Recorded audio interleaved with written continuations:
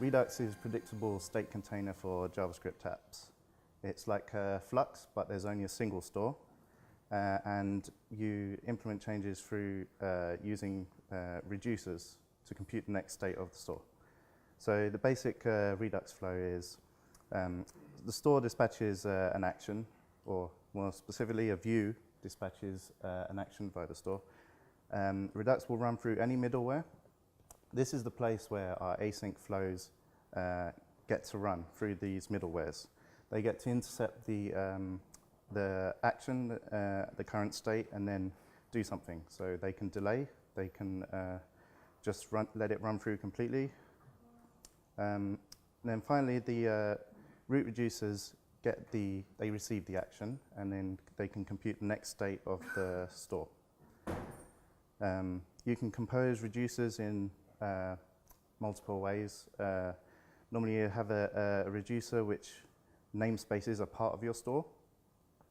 And then after your reducers are finished, the Redux stores are updated with the new state tree, and then the store updates anyone that's listening, which is typically your views. So that's basically what a reducer looks like. They're pure functions, which means there's no side effects. There's a lot of pure functions when you work with Redux. In fact, pretty much everything should be a pure function except your async functions. So an action is just a plain object. It must have a type, and then it can have anything else that you want.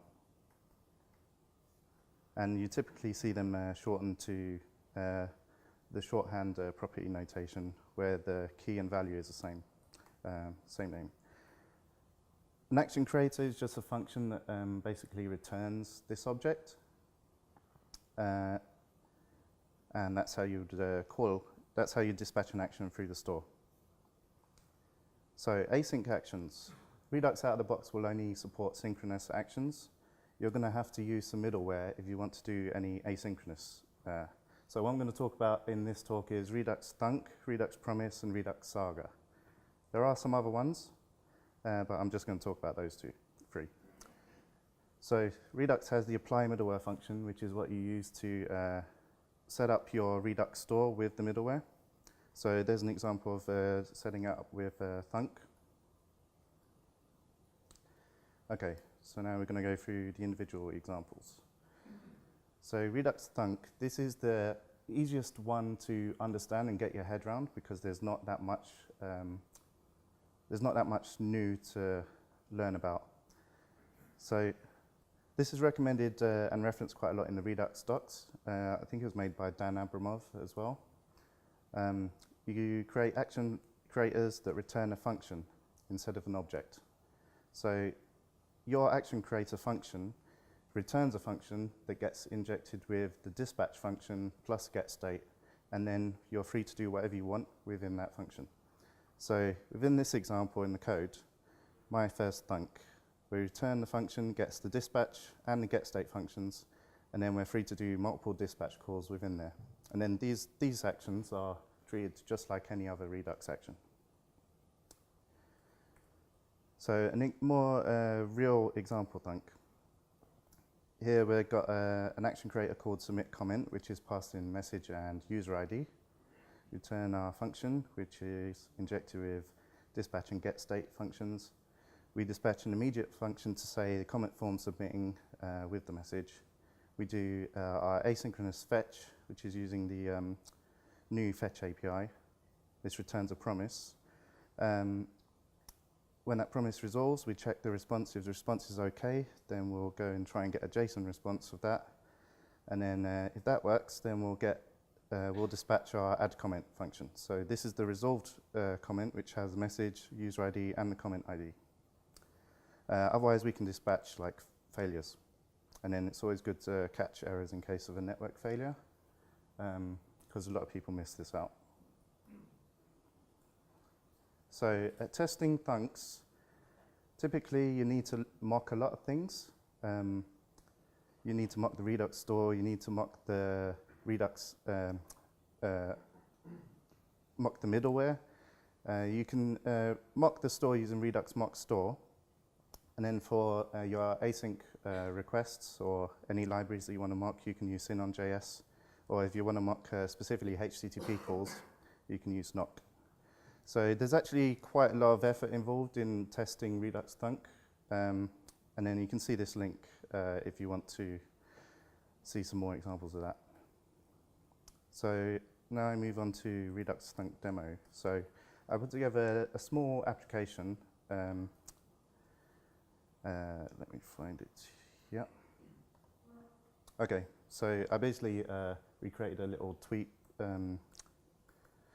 search thing. You can go in and search for tweets. Let's say like, I don't know, React. Okay. And then you can switch between the searches. And then if I were to search for React again, this would increase the number of tweets that searched. So I can keep running more searches. I could add a checkbox to do polling on this same search, and we'd end up getting more tweets and more tweets. And they were all cached in the session. But if I reloaded this, it would start up from scratch. So I have a plugin called, I think it's the Redux debugger plugin. Now, I don't know if I can make this bigger. All right, that's probably not that visible. Well, on the left-hand side, I know, I'll make that over there. Okay, can you see that? On the left side, we can see all of the actions that have come through. You can see I've got an action called search for tweets started. This is the thing that if I click the search button, it's going to show that there's an active search running, and it will disable a button. And then we have an event for success, which the action for this success event gives me my tweets. Let's just have a look at that in the code.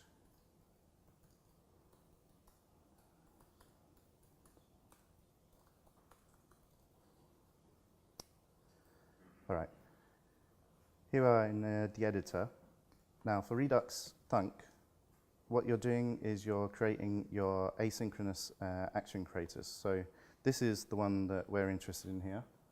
It's called fetch tweets. We're only interested in the dispatch function.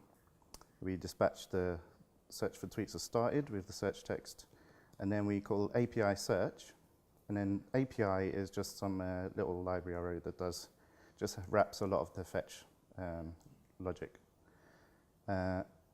This internally is using a Twitter proxy, which just means it's something that runs in the background at this URL, which means I can make requests to this URL, which is localhost at this port, without having to go through all the OAuth stuff you need to do with Twitter.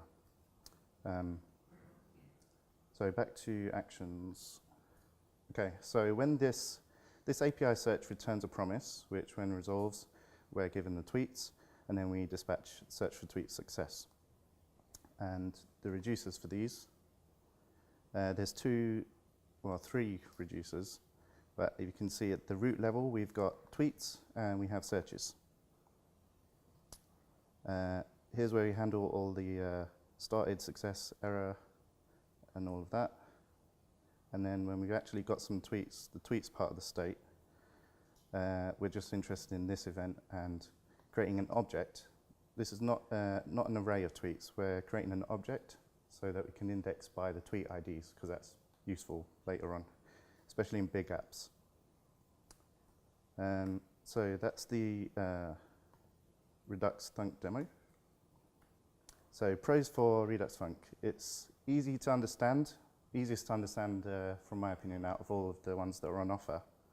There's plenty of documentation, loads of tutorials, and you code it all, so there's no magic involved, which is why it's easy to understand. Cons, it can get quite complicated quickly. You have to resolve promises and handle those yourselves. And it can be difficult to test because you're going to have to mock a lot of things. All right, now we move on to redux-promise.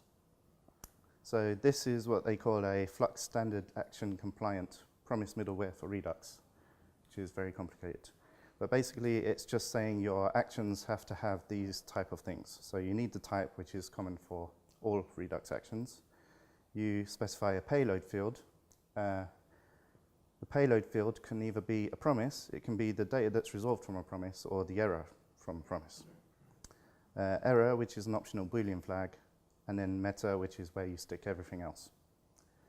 There's also redux-promise middleware, which is a better version than redux-promise. It has like the ability to have pending actions and allows you to give postfixes to your actions.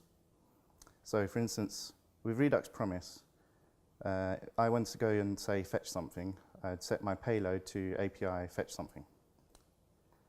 And then what the reducers would receive is eventually an action that has the payload with the fetch data, or if something went wrong, a payload with the error and the error flag set to true. So this is basically just what I said. You set your action payload to be a promise. The middleware is going to intercept your action, check for a promise as the payload, and then wait for that to resolve or fail before it passes it on to the reducers. So if it's successful, the payload will be the result of the promise, and if it fails, then it'll be the error. All right, here's a more complete example if we were like posting comments. So here I go to do a post on my API comments endpoint, and that's the body. If the response is okay, then we'll try and resolve and return the actual comment that's returned from the network request. Otherwise, we throw these errors. And then here's the action creator that corresponds to that API request. And then redux-promise demo. Let's go to here.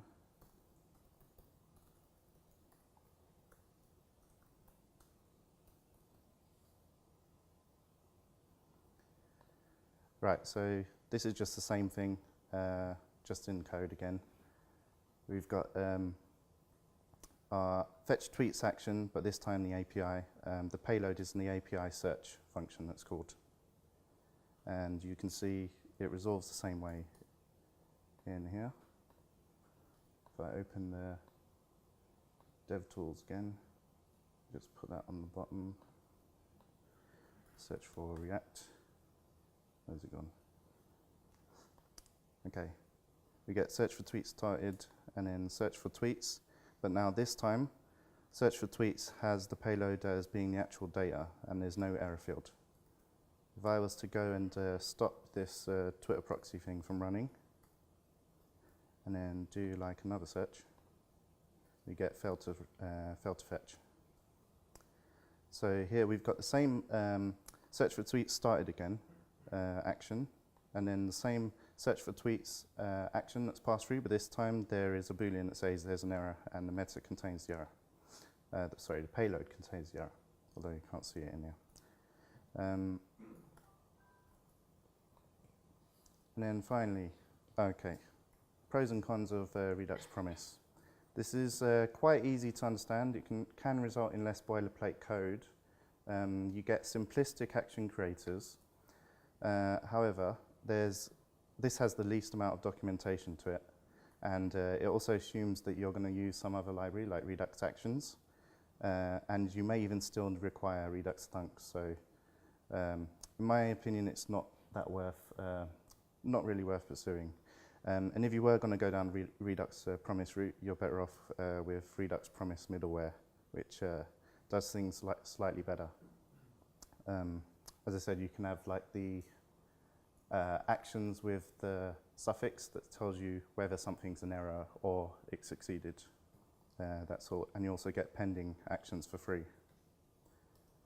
So redux-saga, this is the one I prefer. So the only thing to really understand about this is you need to know generators. It uses generators to handle your asynchronous flows. But the advantage is you get code that's really easy to read. You can understand what's going on, what's happening in an error case, and what's happening in failure. Best way to think of them is like they're kind of like background daemons to handle some asynchronous process. You can have a saga that's watching for something in the background, and then once you get an action, it can go and start doing all the work in the background and dispatching actions as usual. And you can compose sagas as well. Sagas can call other sagas, but you normally trigger saga on some action that's dispatched by the store. So the middleware controls the flow of the sagas. Generator functions yield objects to the Redux Saga middleware. This is probably not going to make much sense unless you understand how generators work, so it's definitely worth doing some tutorial videos if that's not familiar for you. So if you yield a promise in one of your sagas, the Redux middleware will again wait for that to resolve, and then it will pass back in the resolved state of the promise or a failure. There's lots of helper functions that can control what the middleware is supposed to do next. So you can tell it to like dispatch an action, wait for a dispatch action. You can call a function, and it can allow for pretty complicated flows. This is one of the biggest advantages. Is it's quite easy to write tests for the flows with little to no mocking. Because in most cases, if we're testing our asynchronous flows, we're not really we don't really want to test an API library that's just checking if our API library works. That should be a separate unit test. If you want to test an asynchronous flow, you just want to check that your flow is dispatching the right actions at the end. So this is an example saga. So imagine I have an API, which is the same API as before. We're using some helper functions here, like take every, call, and put. And I'll describe what those do in a minute. So this is our main saga to go and fetch products. So in this case, we're wrapping this in a try-catch block. We're yielding a call. This is the call function that's up here. We're saying, Redux Saga, please call this function with these arguments. And this API fetch is going to go do the fetch for products. Redux Saga will wait for the promise to resolve, and it will inject the results of that back into this line. So this yield call gets eventually replaced with a value, which is the result of this call. And then after we've got our products, we can dispatch products received, and then in case there's an error, then we dispatch a failure. This is a watcher saga, where we use a take every helper function. This is saying to Redux Saga, if we yield this, and this event, this action is dispatched by the store, then run this saga. So every time this event dispatches, we start this saga, and then it runs.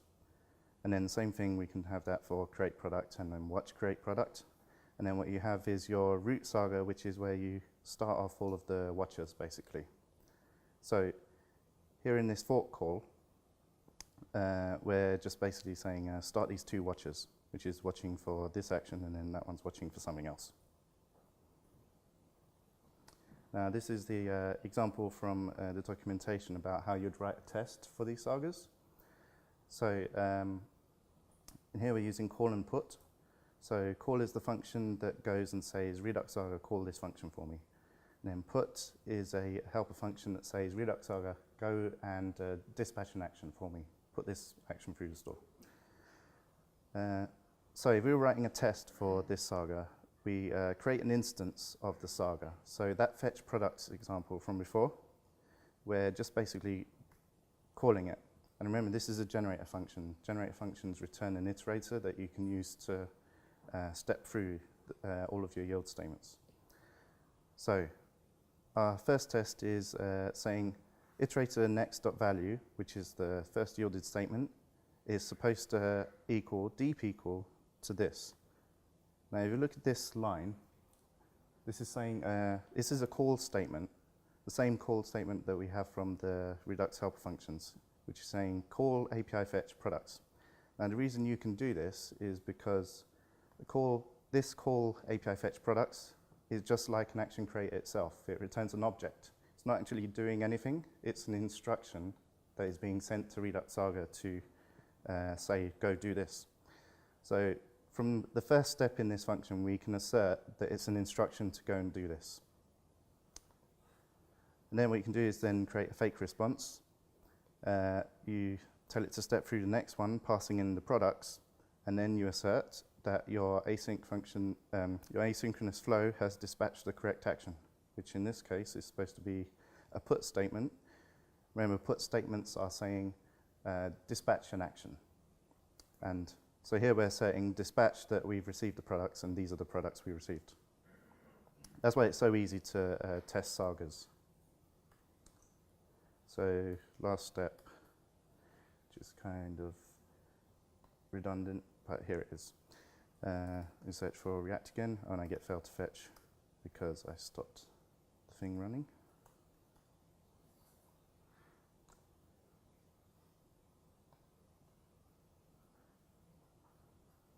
Okay, we got something. And then finally here is all of the requests. Now there are lots of helper functions that you can use in redux-saga. Let me just open one of them. Tweet.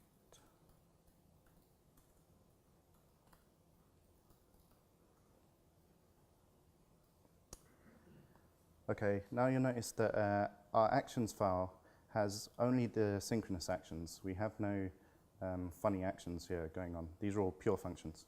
What we have now instead is a file called sagas, which is where we put all of our asynchronous sagas.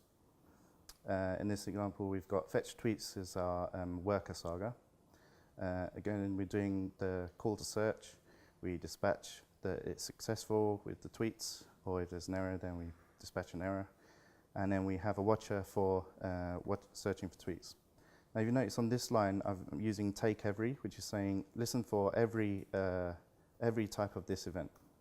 So if I just clear out the events here and then just click this like 3 times and go back, see we got 3 requested and then 3 success. So it went and run all 3 of them. There's an alternative to that, which if I comment out this line and put that one on, this is take latest, which is saying instead of doing take every, just take the last action and process that. So the previous call, every time one of these events, every time one of these actions gets dispatched, it's going to start your worker saga and wait for them to finish. In this case, take latest will do the same thing, but it's going to cancel any previously running sagas. So the handler for this one will be cancelled, and it should only do the last one. So if I do the same and do like React, 3 searches, see now we've got the 3 requested actions and then only 1 success, which is what you want. And they have other things like that, which I won't go into too much detail. Right, so the pros for redux-saga, this has a lot of documentation. You actually end up writing a lot less code as long as you've wrapped your API calls into some sort of promise library. The async flows are very declarative, easy to read. You can handle pretty complicated scenarios, and they're easy to test. Cons is you need to understand generators, and it has a steeper learning curve. So each of these approaches got their own pros and cons. Stick with what you know. Some of them, especially redux-promise, you might still have to rely on redux-thunk. But I would recommend spending the time to learn generators and give redux-saga a go. And then if you use RxJS, you might want to try Redux Observable. I'll admit I have not looked at this at all, but from the docs it says it's pretty similar to redux-saga, except you work with an observable. And one final tip, isolate your API tests from your async flow tests. That's what redux-saga is really good for. So here's if you want to learn more, and the GIF isn't playing. but it was a cat who goes behind the laptop. That's it. I'll put a link to the slides on the meetup page.